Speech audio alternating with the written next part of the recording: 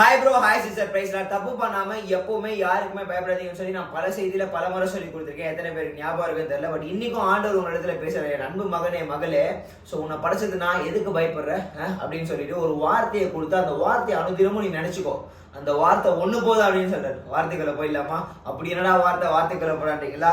சங்கீதக்காரராகிய தாவீதின் சங்கீதம் 118 சங்கீதம் 6 கர்த்தரின் பட்சத்தில் இருக்கிறார், நான் பயப்பட மனுஷனுக்கு என்ன பண்ணுவான் அவன். எப்படி இவ்வளவு சூப்பரா இருக்கு பாருங்களேன்.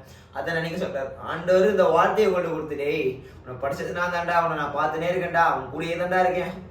அதாவது எனக்கு தெரியாம ஒரு முடி கூட உள்ளாதுடா, உன் தலையில இருந்து முடி உள்ளாது. அட் த சேம் டைம் உன்னை தொடரவன் என் கண்மணியை தொடறான்டா. ஏன்னா என் பையன்டா, நான் ஒரு பிளானோட படைச்சிருக்கேன்டா. எதுக்குடா பயப்படுற? யாருக்கும் தப்பு பண்ணாம யாருக்கும் பயப்படாது. அதாவது தப்பு பண்ணாதான் பிசாசு என்ன பண்ணா, பாவம் பண்ண வச்சு நம்மளை பயமுறுத்தி பயத்துக்குள்ள தள்ளுவான். ஓகே, நீங்க பாவம் பண்ணா ஆண்டவருக்கு தான் பயப்படணும். ஆண்டவர்கிட்ட வந்தீங்கன்னா அவர் உங்களை பண்ணி சேர்த்துட்டு திரும்பியுமே உங்களை அடுத்து பலப்படுத்தி அடுத்த கண்டிஷனுக்கு கொண்டு போயிட்டாரு. உங்களுக்கு அவர் தாங்க ஸ்ட்ரென்த், அவர் தாங்க மெயின். ஓகே, தாவீது பாருங்க, தப்பு பண்ணல.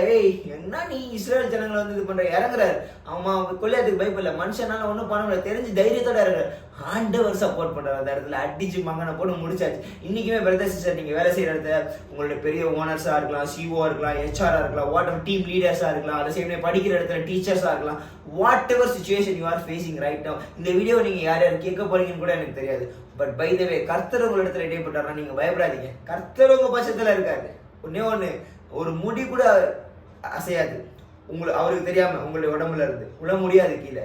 உங்களை தொடர்றவன் அவர் பார்த்துருவார், விடமாட்டார். உங்களுக்கு விரோதமா ஒரு காரியம் உருவாக்குறதுக்கு முன்னாடி அடிப்பாருங்க அவரு. இஸ் குட் காட்ங்க, இஸ் கிரேட் காட்.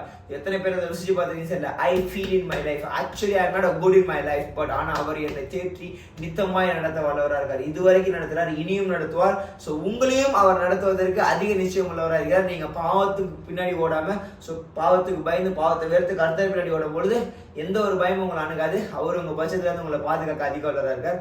பயத்தை நீக்கவும் அதிக உள்ளதா இருக்கார். எத்தனை பேருக்கு புரிஞ்சு தெரியல, புரியல, நான் திரும்ப கிழங்கு இன்னும் தெரியாது போய் இதெல்லாம் இல்லாம கர்த்தருக்கு சோதர பாமை நாள் இல்லையா. Love you.